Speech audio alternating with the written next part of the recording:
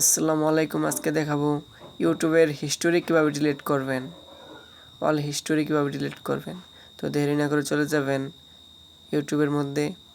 এখানে সার্চ অপশনে হিস্টোরি আছে, এখানে ভিডিও দেখছেন ওইগুলো হিস্টোরি আছে, সবগুলো ডিলিট করে ফেলবেন।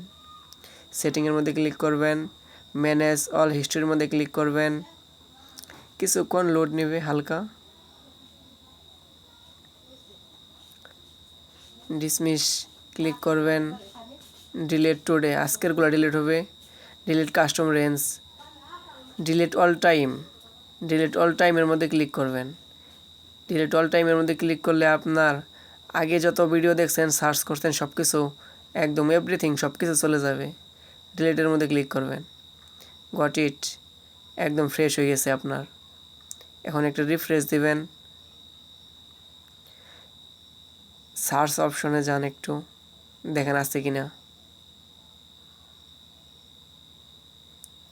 সার্চ অপশনে ক্লিক করবেন, একটু লোড নেবে, তারপরে চলে যাবে।